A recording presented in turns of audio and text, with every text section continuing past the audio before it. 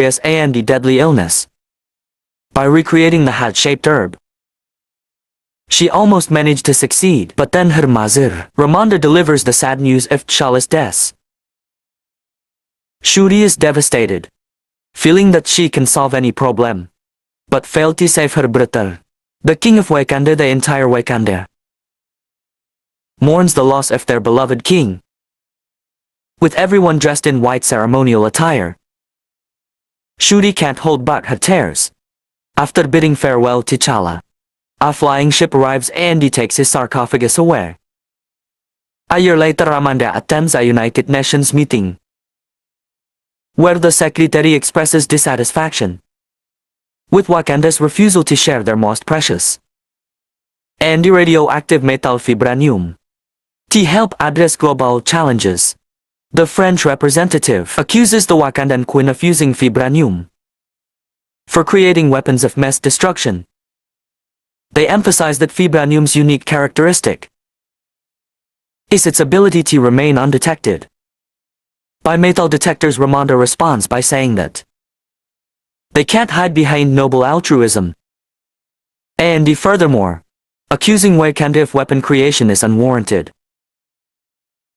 She acknowledges that all nations are seeking this metal to enhance their military power and compete with Wakanda. It has always been our policy to never trade vibranium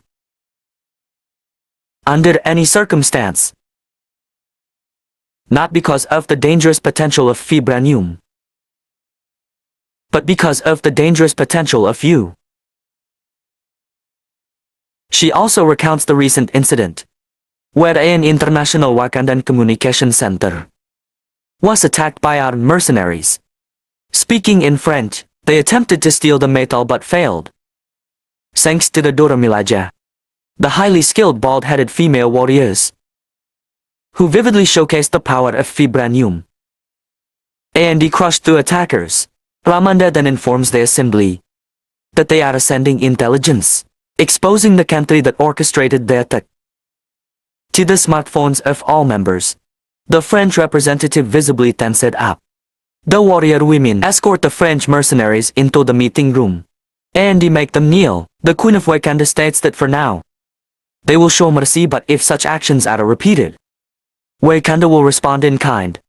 Meanwhile, in the Atlantic Ocean, as the team is working with a vibranium detector, two divers descend to the device, and they discover that the drill has been damaged by an exceptionally hot mineral, emitting a blue glow vibranium in the ocean.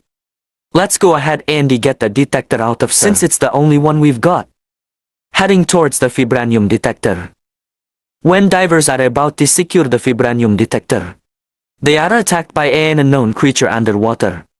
A security guard standing on deck hears a hypnotic carol singing, produced by people from the ocean. Under the influence of the singing, everyone on board jumps into the water. Some kind of sonic attack. Hey, it's me, earplugs. It's all condensed. It has to be the head officers with earplugs in their ears try to take off in a helicopter, being pursued by blue humanoids who emerged from the ocean.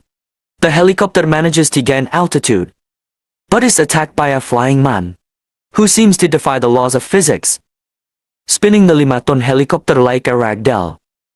He hurls it into the ocean. Okoye and Ramonda return to Wakanda. The queen finds Shuri hard at work as usual. Ramonda inquires whether Shuri has succeeded in restoring the sacred herb, but her daughter deems it pointless, as modern technology can offer more than just some totemic plant. Shuri is focused on creating new armor for the Dora Milaje warriors. Ramonda leads Shuri to the water, and following an old Wakandan tradition, on the day of T'Challa's death, they burn their mourning garments on the ocean shore. As they speak, Shuri admits that if she were to give in to her emotions, her grief might drive her to burn the whole world to the ground. It won't be this close, I'll burn to be the world.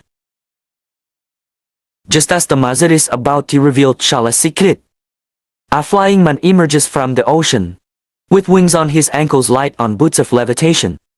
From Heroes of Might and Magic, the women meet the stranger with a degree of animosity.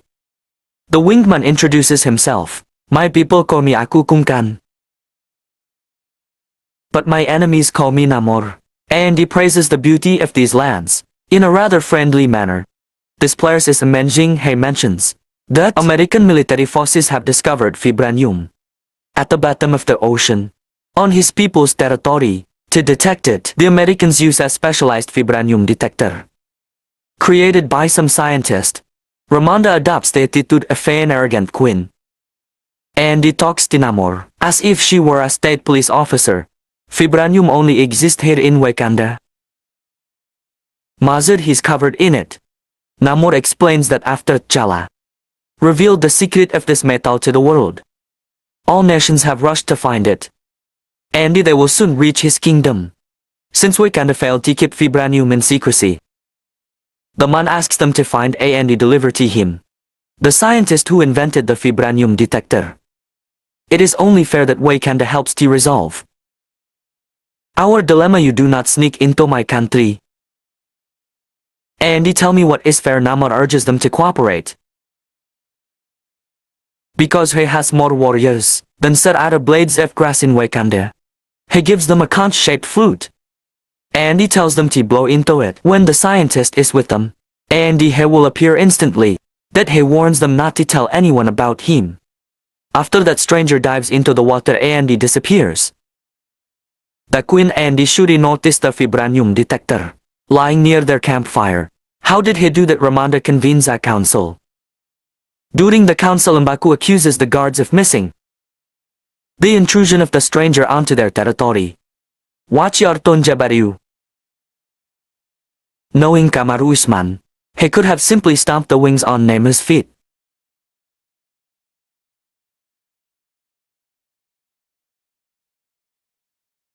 The elders want to hand over the scientist to Namor, as they are afraid of facing an enemy who possesses vibranium, and that's without the Black Panther. The Queen sends Okoye on a mission to America to retrieve the scientist. Okoye asks to take Shuri with her. Ramonda is afraid of losing her daughter as well, but the warrior promises that she can protect her. The next day in Virginia, Bilbo Baggins goes for a morning run. While listening to Red Hot Chili Peppers on his headphones, Ross informs Sherry that the CIA holds Wakanda responsible for the attack on the ship in the Atlantic Ocean. Shuri promises that they will keep the scientist out of harm, and he learns from him that the inventor of the detector device is a student at the Massachusetts Institute of Technology named Riri Williams. You gotta be fast. The US needs another machine, and this kid is the only person in the world who knows how to build one, so they're coming for her. A kid. The Wakandans arrive at her dormitory, and he try to convince her to come to Wakanda. I'm here by the vibranium detector that you built for the CIA. No more ain't built no more detector for no more CIA. He made that for my metallurgy class. A school project, yeah. Despite recognizing Princess Shuri, the student initially refuses. However, when she realizes that a winged, half-naked Mexican man from the ocean is trying to kill her, Riri eventually agrees. Before their trip, they visit the student's garage to retrieve some drawings. The design for the machine is on that laptop. Yeah, and you just leave it on a desk in a car garage. I got 2065 byte encryption on that thing. That's impressive, sir. The girls discover that the student has created an armored suit using Stark's technology. Among other interesting items they find, sir, including her late father's Ferrari. Somehow the FBI tracks them down, and the building is surrounded. Three ghettos make their escape separately. General Okoye drives a Ferrari. Shuri rides a motorcycle, and Riri takes to the in her